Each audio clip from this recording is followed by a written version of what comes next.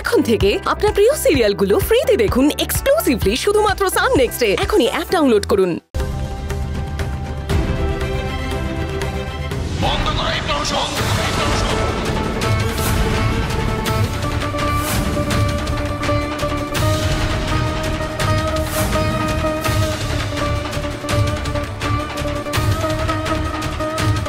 ছাড়ুন ছাড়ুন ছাড়ুন ছাড়ো বলছি, ছাড়ো। মহারাজ, আপনি কিসের জন্য শীতলাকে শাস্তি দিচ্ছেন? কে বলেছে ওর বিয়ে ভেঙেছে? শীতলার সাথে আমার ছেলে ঘণ্টাকর্ণের বিয়ে হবে।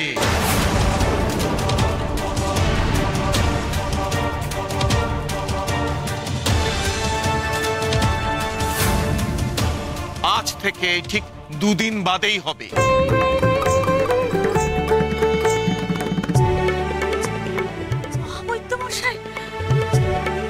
রানীমা, আমি আমার ছেলের আচরণের জন্য আপনার কাছে ক্ষমা প্রার্থী।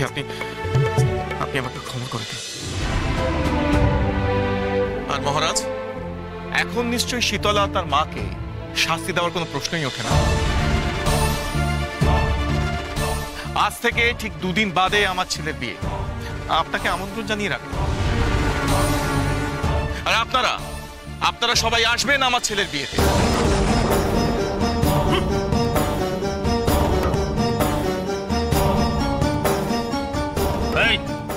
চলে আয় তোরা।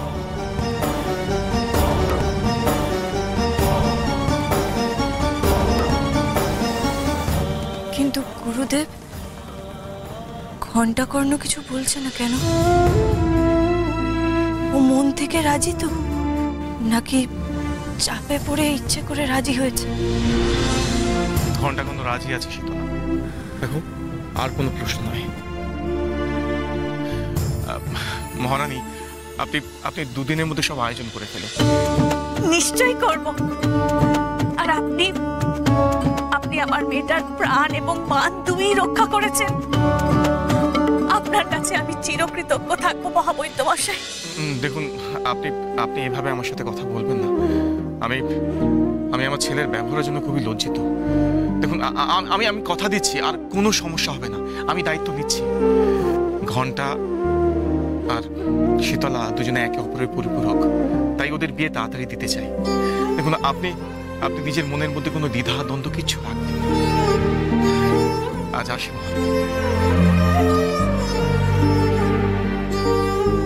এসো ঘণ্টা।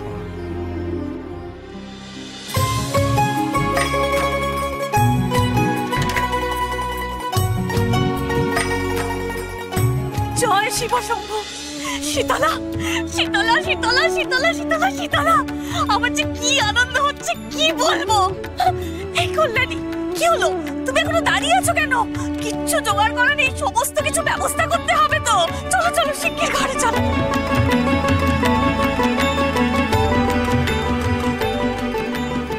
সবই তো হলো, কিন্তু ঘণ্টাকর্ণ ওইভাবে চুপ করেছিল কেন? কিছু বললো না কেন? তাহলে কি ওকে জোর করে এই বিয়েতে রাজি করানো হয়েছে? তাহলে তো এই বিয়েটা ওর জন্য বোঝা হয়ে দাঁড়াবে, ওর দম বন্ধ হয়ে আসবে। নাকি আমি ভুল ভাবছি? হয়তো ও খুশি মনে এই বিয়েটা মেনে নিয়েছে।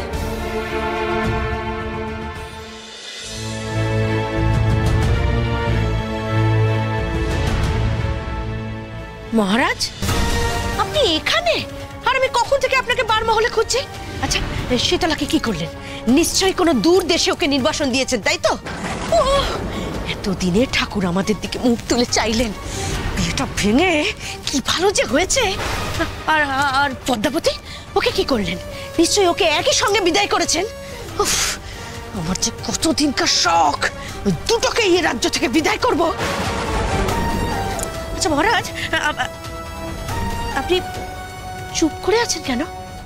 আচ্ছা শুনুন না, যখন ওদের দুটোকে এই রাজ্য থেকে বিদায় করছিলেন নিশ্চয়ই শীতলা খুব কাঁদছিল। হ্যাঁ, কি আর কাঁদবে? জানি তো, ওই মেয়ের যা তেজ, ভাঙবে তবুও মচকা। তুমি থামবে? বকবকানি আমার ভালো লাগছে। মানে কি হয়েছে মহারাজ? আপনি শীতলাকে পারিনি, শীতলাকে নির্বাসনে পাঠাতে পারিনি। মানে এই এত উপহার দিয়ে যে সমাজপতিতে নিয়ে গেলেন, ওরা কি করলো? ওরা কোনো বিধান দিতে পারলো না? সবই দিয়েছে, কিন্তু কপাল বটে ওই শীতলা। ওকে ফাঁদে ফেলবার জন্য যতই আটঘাট বেঁধে এগোই না কেন, ও ঠিক কেটে বেরিয়েছে। মানে দাঁড়ান দাঁড়ান দাঁড়ান মহারাজ, যে মেয়েটা ছেলেটার সঙ্গে অত মেলামেশার পরেও বিয়েটা ভেঙে গেল, তাকে দুশ্চরিত্র কুলোটা বলে দূর করা গেল না? না, বিয়েটা ভেঙে গেলে কোনো সমস্যাই ছিল না, বরং বলো ভাঙা বিয়ে আবার জোড়া লেগে গেছে।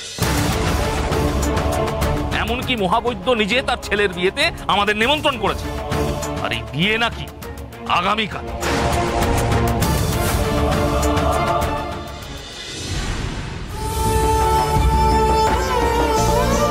আপনার জন্যই মহারাজ প্রাণ ফিরে পেয়েছেন, এই ঘরে ফিরে এসেছেন। আপনার জন্যই আমার মেয়েটার একটা গতি হয়েছে। আমাদের কাছে আপনি ঈশ্বর প্রেরিত দূত মহাবৈদ্য মশাই। দেখুন রানীমা, আপনি আপনি দয়া করে সব কথা বলে আমাকে লজ্জা দেবেন না। শীতলার বিয়েতে তার বাবা থাকবে না তা হয় নাকি? ওনার স্মৃতি ফিরুক বা না ফিরুক, উনি যাতে এখানে উপস্থিত থাকতে পারেন সেই ব্যবস্থাটুকু করতে পেরে আমার খুব তৃপ্ত লাগছে। আচ্ছা গুরুদেব, বলছি ব্রাহ্মী শাকের প্রয়োগ যেরকম চলছে সেরকমই চলবে তো? হ্যাঁ শীতলা, ওটা চলবে। আমার বিশ্বাস তোমার বাবা একদিন না একদিন ঠিক সাড়া দেবে।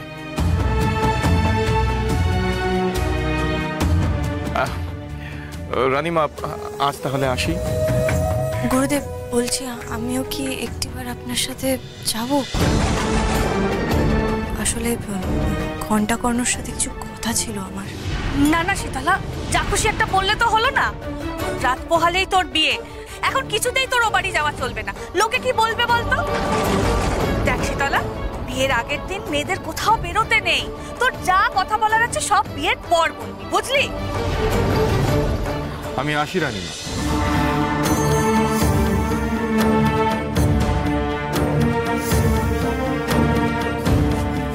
মা, আমার যাওয়াটা খুব দরকার ছিল। এখন সই কমলারা এসে গেছে। আসছি কমলা। এই তো, এই যে এই জিনিসপত্রগুলো এনেছি। এ কি, এত কিছু তোদের কে নিয়ে আসতে বলেছিল? তেমন কিছু করার সামর্থ্য তো আমাদের নেই রানীমা, অথচ একদিন রাজপরিবারের নুন খেয়েছি, পরিবর্তে অনেক কিছুই তো করতে ইচ্ছে করে, পারি কই বলুন?